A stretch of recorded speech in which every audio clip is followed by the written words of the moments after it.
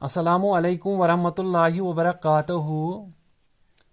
Let us we study today types of farming. Types of farming. Types of farming.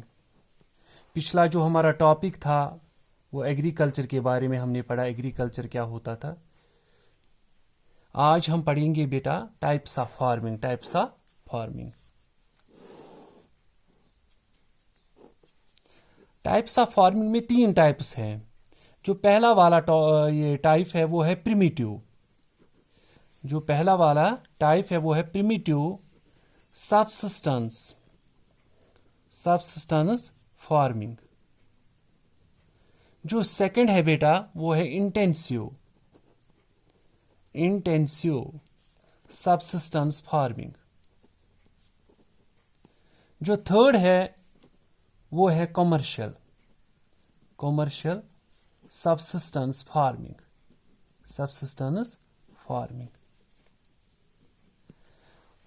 सबसे पहले हम देखेंगे कि सबसिस्टेंस किसे कहते हैं और क्यों सबसिस्टेंस इन सब में कॉमन है। कॉमन मतलब यमन मज त्रिशवनी मज क्या छु सबसिस्टेंस कॉमन हुई।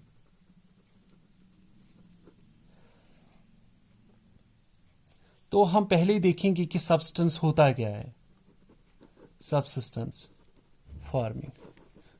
फार्मिंग की डेफिनेशन लिखो बेटा, सभी अंडरलाइन करो। फार्मिंग और ए system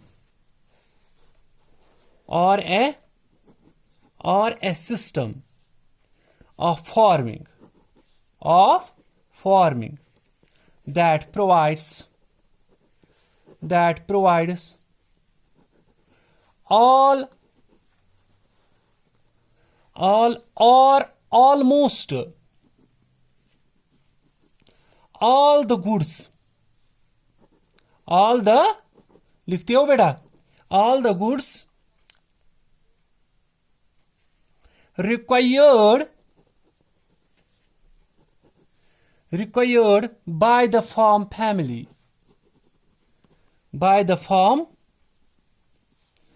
family, usually without any significant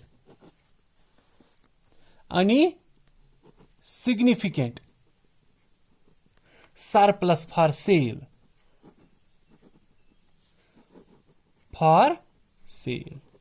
substance farming की डेफिनेशन हमने लिखी, तो इसका मतलब होता है कि जो बेचने के लिए नहीं बल्कि अपनी फैमिली की नीड पूरी करने के लिए, यानी खुद के जो यूज होने के लिए होता है, उसको हम सब्सटेंस फार्मिंग बोलते हैं।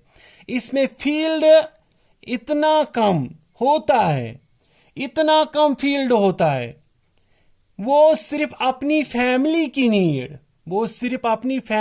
नीड को पूरा करते हैं। ये ऑप्शन जो है बेटा, ये जो ऑप्शन है जो मैंने ये पढ़ाया सब्सटेंस फार्मिंग, ये जो ऑप्शन है सेल के पर्पस के लिए नहीं होता है। आगे समझ, खाली सिर्फ अपनी फैमिली के जो नीड्स है वही हम इसमें पूरा कर सकते हैं। अब हमें पढ़ना है प्रिमिटिव।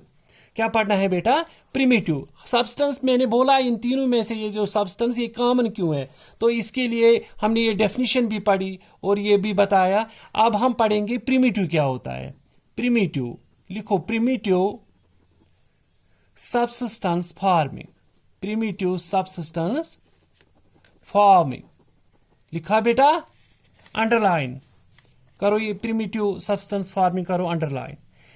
बेटा प्रिमिटिव जो है, प्रिमिटिव सब्सटेंस फार्मिंग का मतलब क्या होता है? मतलब होता है पुराना, जिसको हम बोलते हैं एंशिएंट। आगे समझ में, पुराना जिसमें पुरानी टेक्निक्स इस्तेमाल होती हैं, यथ मज पुरान चीज जमींदारी मज यूज करान। इट इज प्रैक्टिसाइज्ड, लिखो ये, it is practised on small patches small patch हम बोलते हैं बेटा, एक जो छोटा सा जमीन का टुकड़ा होता है उसको हम बोलते हैं स्मॉल पैचेस ऑफ लैंड। समझ आया? Very good. Small patches of land with the help of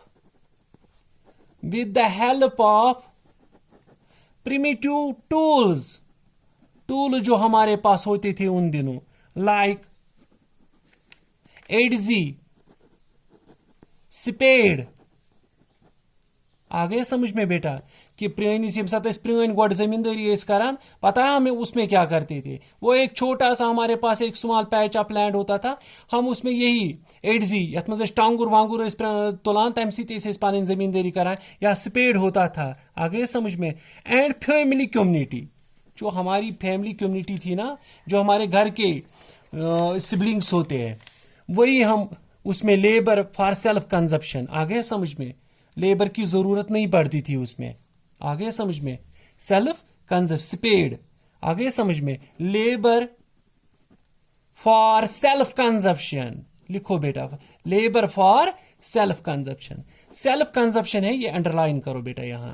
self consumption, primitive farming, ये छोटा सा जमीन पर, छोटा सा जमीन जो होता है छोटे से जमीन पर की जाती है, छोटे से जमीन पर।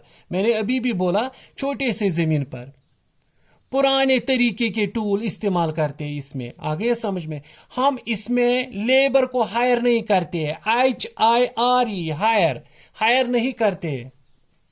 आगे समझ में बेटा? सेल्फ कंजप्शन, आगे समझिए। सेल्फ कंजप्शन जो मैंने यहां अंडरलाइन किया, सेल्फ कंजप्शन क्या होता है? सेल्फ कंजप्शन का मतलब हो गया जो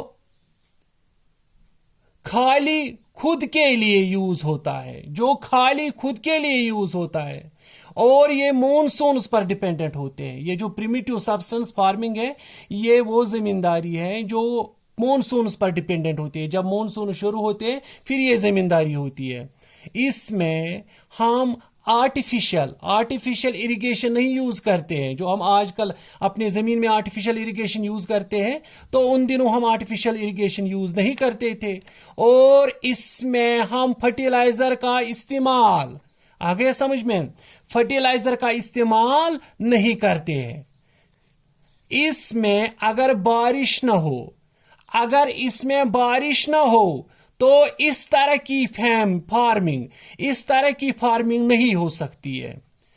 अगर न कभी कभार ये मॉनसून की जो बारिश है, अगर ये नहीं पड़ सकी, तो ये जो एग्रीकल्चर है जो हम उन दिनों करते थे प्रिमिटिव सब्सटेंस फार्मिंग, ये नहीं हो सकता है। क्योंकि दिस टाइप ऑफ फार्मिंग, इसको हम बोलते हैं एंशिएंट टाइप ऑफ फार्मिंग, जो बहुत पुरानी जमींदारी। आ गए समझ में?